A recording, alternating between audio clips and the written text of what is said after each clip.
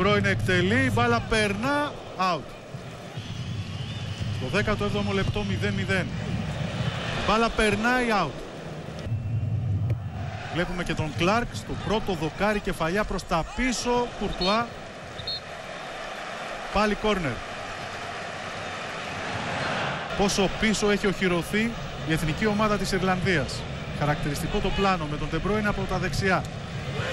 Η σέντρα, ο Λουκάκου δεν κατάφερε, το shoot out από τον Αζάρ.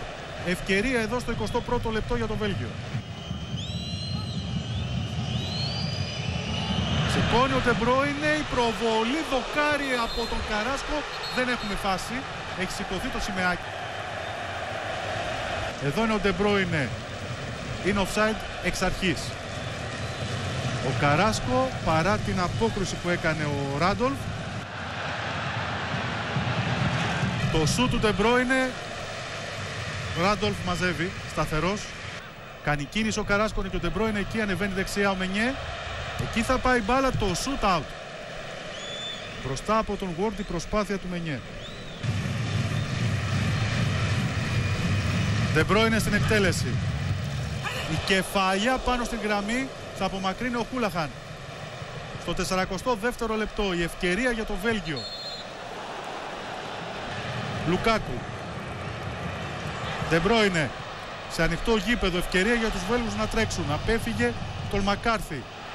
Για τον Λουκάκου, το σούτ του Λουκάκου, η μπάλα στα δίχτυα. Το γκολ που έψαγαν οι Βέλγοι τον βρίσκουν από τον Λουκάκου. Στην πρώτη στιγμή που είδε την μπάλα μπροστά του, εκτέλεσε. Αυτό είναι killer ο Λουκάκου. 1-0 για το Βέλγιο, το 48ο λεπτό.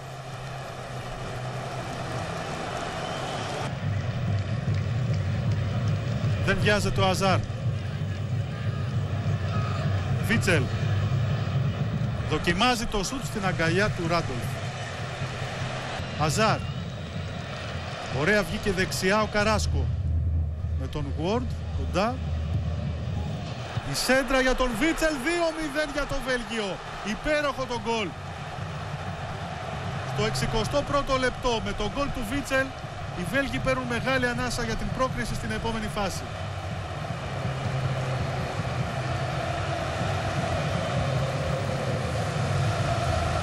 Έβδομο γκολ για τον μέσο της Zenit στην 70η του εμφάνιση με τα εθνικά χρώματα. Μακλίν. Του κλέβει την μπάλα ο Μενιέ. Για τον Αζάρ. Κάνει την επιτάχυνση πάνω στο τάκλινγκ του Κλάρκ. Ανοιχτό γήπεδο για τους Βέλγους. Μεγάλη ευκαιρία με De Bruyne και Λουκάκου. Κρατάει ο Αζάρ. Δίνει για τον Λουκάκου. Είναι ευκαιρία για το τρίτο γκολ. Δεν χάνεται από τον ράπερ του Βελγίου.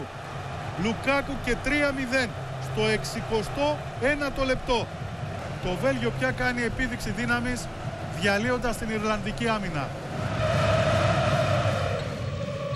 Ωραίες εικόνες από την γιορτή στις Εξέδρες. Τέλος του αγώνα στο Stade Bordeaux. Το Βέλγιο θα νικήσει την Ιρλανδία 3-0.